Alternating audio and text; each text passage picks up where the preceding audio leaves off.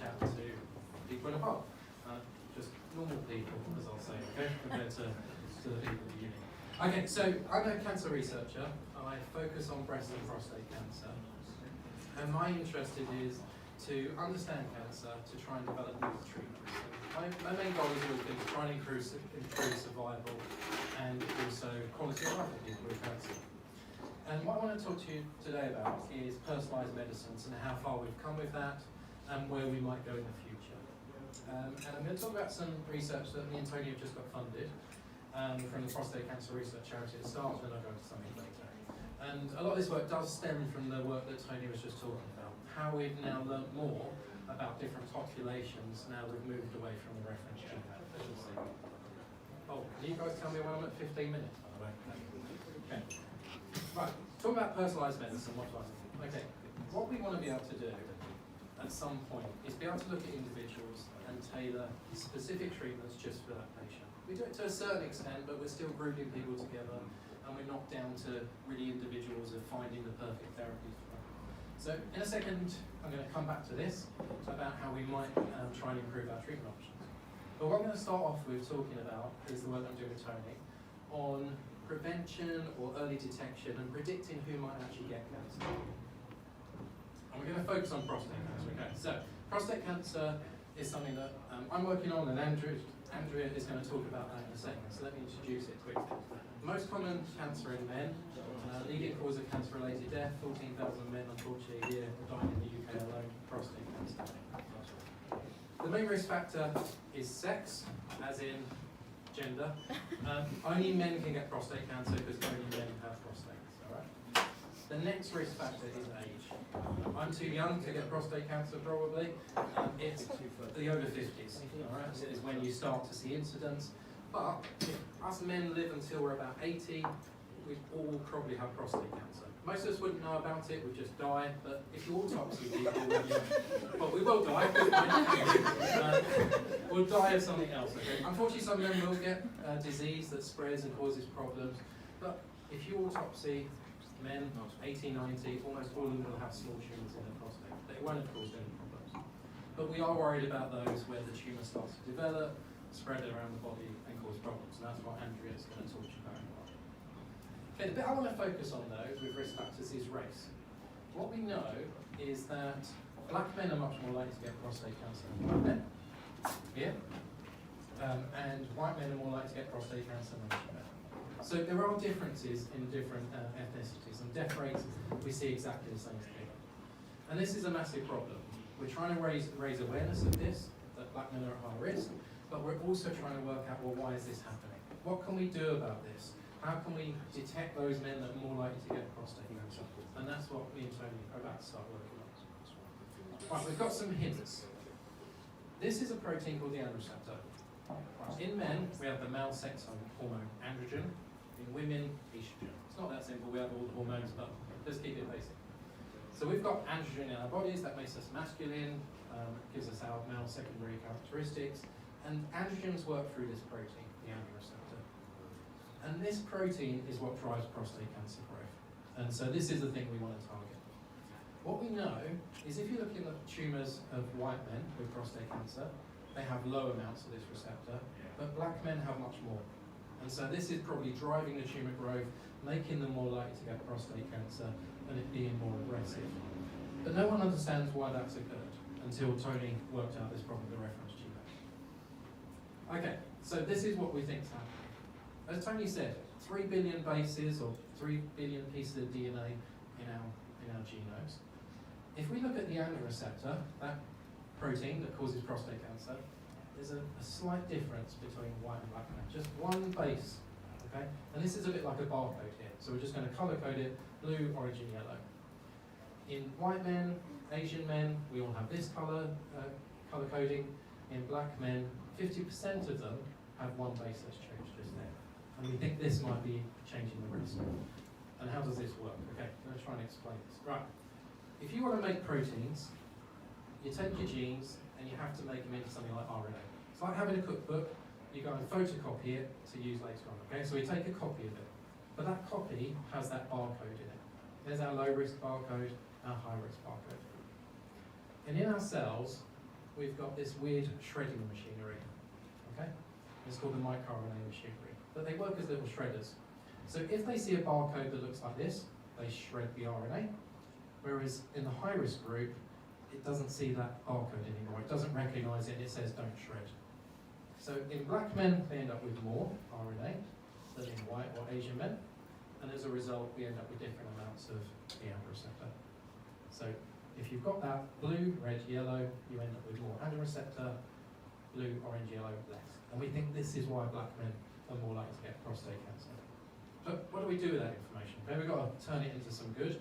So this is what we're planning on doing. This is a study, we're just going to do a year of it to begin with, see if it works, and then we'll expand this out, trying to get into the clinic. The idea is we just take DNA sample, just a little mouse swab from men, and we want to see whether they've got the low risk gene or the high risk gene. Anyone with a high risk gene, we say, look, you should have extra screening. So we do this when people are youngish, around 40, before they've got the chance of developing prostate cancer. And from that point on, if you think they're more likely to get prostate cancer, we send them for screening. And we're looking to see if there's any sign of cancer developing. If they do, just whip the prostate out. Okay? The best way to cure a patient is to catch the tumour early and to cut it out. As soon as it's spread from that prostate capsule, it becomes really difficult to treat.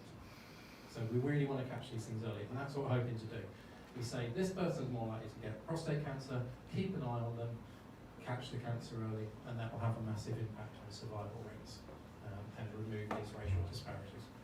Okay, so that's how we're hoping to use genomics to try and improve survival rates, in particular of black men in that case. What I want to now move on to is to talk about how we can use genomics to select the best treatment option for people. Right, let's go back to early times. Right, cancer's been around for millions of years, we know that, we found fossils with tumours in them. But the first description of cancer therapies comes from this script about 4,000 years ago from Egypt. This was a document that was 4 meters long, and it's got 48 different types of treatments for different diseases, injuries, and what they think it was for. They thought it was actually for surgeons out in the field during wars, and it was instructions of how to treat the warriors. It also had information on cancer as well. So there were descriptions of breast cancer and how to remove them by cutting them out, which back then can't have been pretty. But also there was actually treatments for cancer as well. And what they suggested people do if they had a tumour was they'd put this weird mixture of bran, flour and herbs on it, wrap that in a warm, wet cloth, and then make a cut into the tumour. And their aim was to cause an infection.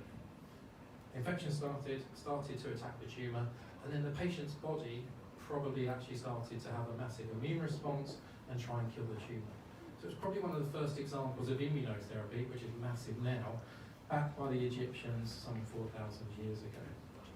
Okay, things have moved on a bit. Let's talk about recent, talking nearly 100 years ago, the development of chemotherapies, okay?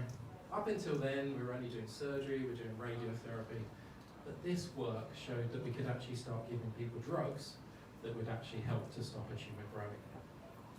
Okay, mustard gas. Horrible stuff, banned obviously. It was used during the First World War, obviously as a chemical weapon. After World War I, the Americans were quite worried about this. So they actually spent quite a lot of money doing research into this gas to see how it worked, what the effects were, how they might be able to counterbalance it. So they were starting to be interested in it. They also started to produce their own mustard gas, and they sent a ship, the SS John Harvey, over to Europe during World War II, and it was blown up. But nobody knew what was on board, and so all of the people on the boat got contaminated with mustard gas, and it killed most of them. It causes horrible injuries, get these horrible blisters. When it gets into the lungs, it irritates the lungs, and your lungs start to fill with fluids, so the person drowns. What they did is they sent a doctor over to have a look at the bodies, and they wanted to see what the effect of mustard gas was on these unfortunate people that died. And what they found was that these people had really low blood cells, really low levels of blood cells. So our body produced about 2 million blood cells in a second. 2 million a second. just constantly firing out blood cells that have to be replaced. Most of them are red blood cells, 1% are white blood cells. But what they found is that this had been blocked in these people that had died. And so this guy who went over to have a look, who worked for the army, thought, well actually, this chemical seems to inhibit cells from being able to divide. And he thought, well actually, this could be a good treatment for cancer. If it blocks your body from being able to produce new blood cells, maybe it will inhibit cancer. Mustard gas is awful to work with, so they couldn't work with that. So they modified it slightly and they made something called nitrogen mustard. And they tried it in animals with cancer and it worked amazingly. Really good results. So, not long after, they tried the first time ever, the first chemotherapy to go into a patient. And it was a 48-year-old man, he had terminal lymphosarcoma. It failed everything else. He tried radiotherapy, it stopped working, he had no chance, this was his last chance at anything. So they injected this drug in, not really knowing what would happen, and within weeks, his cancer had gone. Okay? Completely disappeared, all those lumps had just disappeared, amazing effect. But a few weeks and it was back. They tried giving the nitrogen mustard again, and unfortunately it didn't work so well, and within just a few months that patient had died. But it showed that it would work. The concept of adding a drug to a patient for the first time ever could be used as a therapy for cancer. Right, back in those days, most of the drugs were terrible, lots of side effects, really were pretty poor, but they would prolong life. Okay, so it was weighing up prolonging life, quality of life, all those things. The bigger problem we have is that with all these drugs, even our new targeted therapies, for breast cancer, we've got tamoxifen, Herceptin, all of these drugs, even the new ones, only work in some patients. So for some people, amazing response, survival, their tumour disappears. For some, it does nothing, and they've got to live with the side effects of that drug, unfortunately, so is it worth them having it? But worse is that for some patients, actually their disease can get worse, and we definitely don't want that. So what we need to be able to do is say, well, these patients should get this drug, and these two should get something different. But how do we split these? This is the problem. Okay, this is where genomics comes in, the stuff that Tony was talking about. This is a really complex slide, and we don't need to go through most of it. But what they did about 10 years ago is they took 5 or 6 patients to see if this would actually work. They all had different types of cancer, and they took their tumour at the start, sequenced it so they knew exactly what was going on in that tumour. So they're looking to see what's gone wrong in this cell. Because if you know that, then you can identify what treatments to give that person. So, for example, we had a prostate cancer patient in this group. It was a 67-year-old man, and he had really advanced, nasty prostate cancer. And he had loads of things wrong in his DNA. 146 mutations, 54 genes were increased or decreased, his DNA was all mixed up, there was genes being stuck together. So you can see that his DNA had gone completely wrong. But from that, as a team, they had clinical oncologists, surgeons, pathologists, all sit down together and look at it, and they could predict a treatment that would work for that patient. Okay. And that took about 30 days from the patient having his sample taken to actually deciding what the treatment should be. So things like this could be moving into the clinic. I'll come back to what the issues might be with that. Okay, that was 10 years ago. Things are moving on, and people are suggesting other things that might be a little bit crazy, actually. Now, we know that we can sequence our tumours. What people are suggesting is another way we might try to do personalised medicine is that we could take our tumour from this person up here and we could stick it into mice. This definitely works, people have done this, and we call this a patient-derived xenograft. Okay? So you take a bit of tumour from that person, stick it into a mouse, and then you can actually stick it into as many mice as you want. Actually, you can stick it into 20 mice. Then you can start playing around with drugs on those mice. So you could try out first drug, second drug, third drug, see which one works best, and then when you find the drugs that's optimal, you go back to the patient and you start giving that to the patient. So they call these avatar mice or co-clinical trials. So you just play around with the mice, seeing that humans are slightly more important than mice, there's the whole ethical debate here. But it allows you to start messing around with things. You don't have to use mice. This is an explant or an organoid. So we can actually grow these tumours from patients just in dishes in our labs, and you could play around with this there as well. It's not as good as being in mice because there's lots of other things going on, blood supplies, different cell types, the immune system, but it's a quicker and cheaper way to do it. How am I doing for time? 5 minutes. 5 minutes? Oh, it went way too quick. Right, I'll slow down on this bit. Okay, so we've got genomics are going to play a part. We're going to sequence people's tumours. We're going to try and work out what's going on. We could use animal models to try and play around with our drugs. And all this sounds very good, but there are massive reasons why we're a long way off of this. We do look at patient sequences already for certain mutations, but we generally don't look at all of their DNA because it just takes too long. The problem we've got are things like expertise.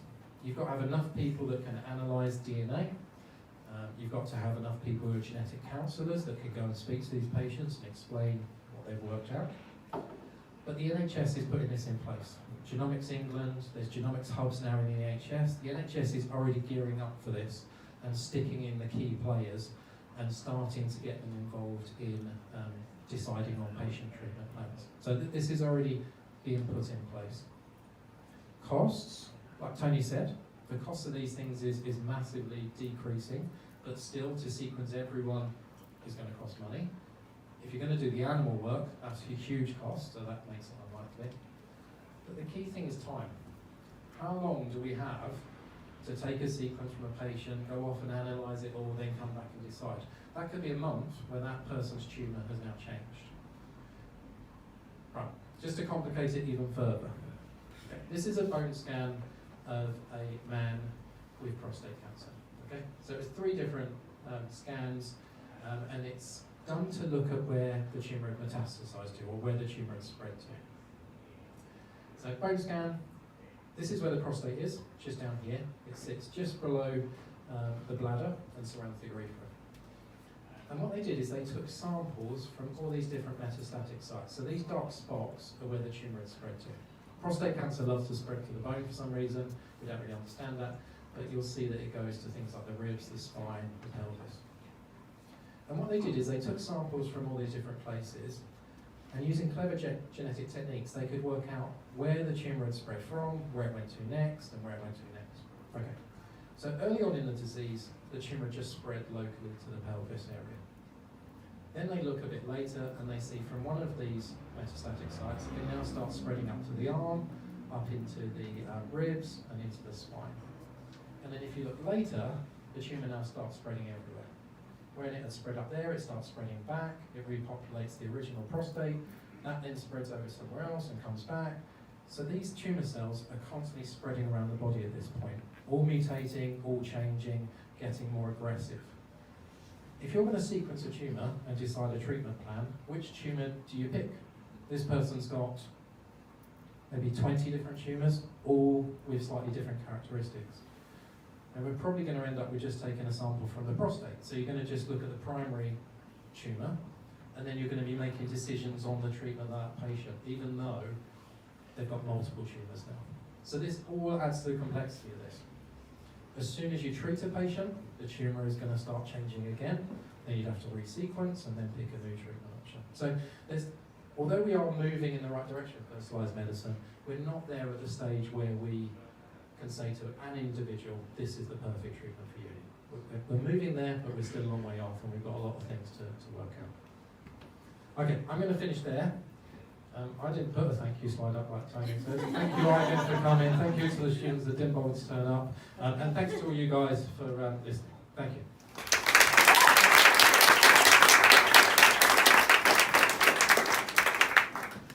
Are there any questions for Greg? You go first, Greg. Okay. So I have 2 questions. Your research is mostly focused around prostate cancer. So one of the questions is, do you see the personalized medicine also working for other types of cancer? And the second question is, your research is focused mostly on dark-skinned men. Do you see it also working on the dark-skinned women? Okay. Right, so let me do one at a time. You have to remember the second one because my memory. So I've even forgotten the first one. Personalised medicine for other cancers? Yes. Yeah, okay. Okay, so if we think back to that first part that I was talking about, how we can predict who might get cancer and might not, absolutely. That's where we want to go next. So me and Tony, weirdly, we're just sitting talking about why black men get prostate cancer more than others, and then that charity had a specific call for looking at it. So that's what we started on. But we also think that it could help us to predict other cancers, but also other diseases as well. You know, we need to look at these regulatory networks, look at how they differ between populations, and then see if that can help us to predict. So we know, for example, in India, women are more likely to get triple negative disease at a younger age. So again, there's something in the genetics of those women that's making them more likely to get this aggressive breast cancer. And that's where we'd like to go next. But it's only two of us. What the fuck is it? Hang on, next question was How about... about the gender? oh yeah, could it help black women? Yeah. Not with prostate cancer. No, obviously not. Okay. Otherwise you won't listen at all. Absolutely, again, yes. That's what we want to look at is things like breast cancer. You know, and exactly what I was saying, you know, Indian women are more likely to get triple negative disease. What we want to basically do is look at different populations and look at what's their main clinical problem. What is that disease that's causing issues there? And then we want to look at the genetics and see if then we can say, oh look, this makes this person more likely to get that disease. Now we try and create a genetic test to screen for that. Yeah. Yep. I have quite a quiet voice. Can everyone hear me? Yeah. I'll repeat it as well. So my question is, like you mentioned about like the limitations, so like about like expertise, costs and things like that, and time. Yeah. So when you mentioned like 30 days from sequencing to like figuring out this personalised medicine, I always think like, is there option for AI when it comes to this? Like, is it potentially we could involve like artificial intelligence and stuff, maybe train up some models to actually help? Because how feasible is it that you could ever actually deliver personalised medicine? Because for me, I always think it's not, like right now it's not feasible, you know? So I think like what are the, like could we ever include AI when it comes to this? So when I say AI, I'm talking about like artificial intelligence. Could we ever include this? Can everyone hear that, or do you want me to repeat it? That's good, because that was a long question. Okay, right. Absolutely, there's no way we could ever try and implement this sort of genetic screening for the NHS. What you would find is rich people for it, then getting that service, and it would become very classist. Absolutely, the key thing, and this is what, not me and Tony, I've got no idea where it does it, but Tony would be looking to try and create computational models that would do a lot of this for us. You know, this is very early, this was 10 years ago that people started to do that. So the computational side, the artificial intelligence has to come alongside this, do all that work of analysing the data. And I think that's when those sort of fields push along, is when you've got that need. You're saying, we need this, they pump money into it, they deliver, and then things can progress, But yeah, there's no way you're going to end up with people sitting around analysing. Exactly, this, yeah. Oh, you'd have a job for life. Yeah, well, why is it that men start to develop prostate cancer at 50? And I'll perhaps give two alternatives. One is that it's an accumulation of 50 years of mutations. And another is it's the male menopause that's suddenly triggering a lot of mutations, or you could be a third and a fourth reason. Well, those two are good. Okay, yeah, absolutely. If you look back over time, I said that cancer has been around for millions of years. Actually, if you look back at, they've analysed mummies and stuff like that, and out of all the thousands of mummies they've analysed, there was just one that had cancer. And that's probably life expectancy, you know. We're living much longer. As you said, we're picking up much more genetic damage throughout our life. There's so many genetic mutations that go on every day just through us living, but most of them get corrected. But just through chance over time, those mutations just unfortunately happen in the wrong place. They happen in a gene that can help your cells turn into a cancer cell. So definitely age allows more mutations. The other things like our immune system starts to change as we get older, and our immune system is quite good at protecting us from cancer, at least initially, but that changes. And exactly what you said, our hormone levels change. We get the andropause, or the male menopause, and it's changing the hormone levels can also affect the risk.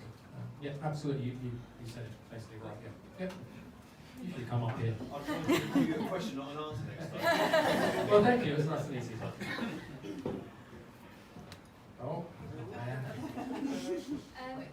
us an example of a personalised medicine that a patient might receive if it's been found that they wouldn't respond to chemotherapy or immunotherapy?